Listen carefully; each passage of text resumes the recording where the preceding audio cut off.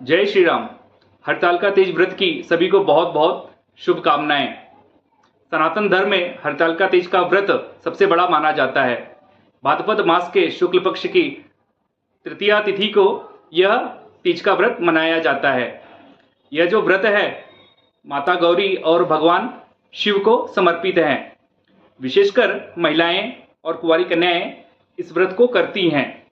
मान्यता है कि विधि विधान से किए हुए इस तीज के व्रत से कुंवारी कन्याओं को मनचाहे वर की प्राप्ति होती है और विवाहित जो महिलाएं हैं वह अखंड सौभाग्यवती होती हैं। कुंवारी कन्याएं भगवान शिव जैसा पति पाने के लिए इस व्रत को करती हैं।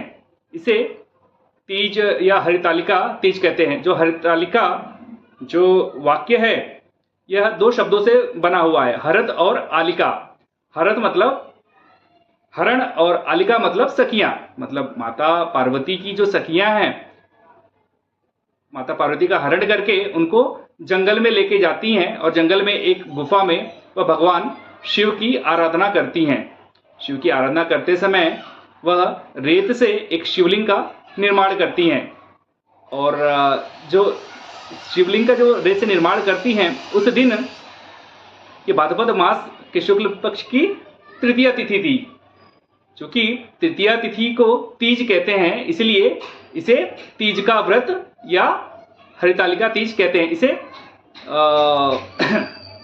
गौरी जो है गौरी तीज के नाम से भी जाना जाता है। अब विषय यह उठता है कि माता पार्वती की सखियां ने उनका हरण क्यों किया। माता पार्वती बचपन से ही शिव की परम भक्त थी, शिव की आराधना करती थी और उनको पति के रूप में पाने की कामना रखती थी।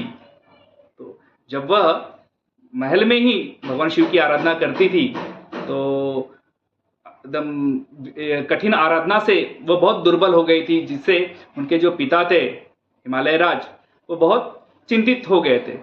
तो एक दिन नारद जी आते हैं हिमालय राज के पास में और कहते हैं कि भगवान विष्णु आपकी पुत्री पार्वती की कठोर तपस्या से प्रसन्न हो गए हैं और उनसे विवाह करना चाहते हैं। तो यह सुनकर हिमालय राज बहुत प्रसन्न हो गए कि भगवान विष्णु मेरी पुत्री से विवाह करना चाहते हैं, तो उन्होंने अपनी स्वीकृति दे दी। अब नारद जी भगवान विष्णु के पास में जाते हैं और उन्हें कहते हैं कि हिमालय राज अपनी जो पुत्री पार्वती का विवाह आपसे करवाना चाहते हैं। तो भगवान विष्णु ने भी अपनी स्वीकृति दे दी, विवाह के लिए वे राजी हो गए। तो अब जो नारद जी थे वह आते हैं पार्वती जी के पास में और पार्वती जी से कहते हैं कि आपके पिताजी जो हिमालय राज ने आपकी शादी जो है भगवान विष्णु से निश्चित किया हुआ है। यह खबर सुनते ही जो है पार्वती जी बहुत निराश हो गई और उन्होंने अपने सखियों से आग्रह किया कि मुझे यहाँ से कहीं गुप्त स्थान पर लेके चलो। तब उनकी जो है सहेलियां उन्हें गुप्त रूप से या कहें कि उनका हरण करके उनको जंगल में लेके गई और वो गुफा के पास में जो है रेत से शिवलिंग बना के भगवान शिव की आराधना करने लगी।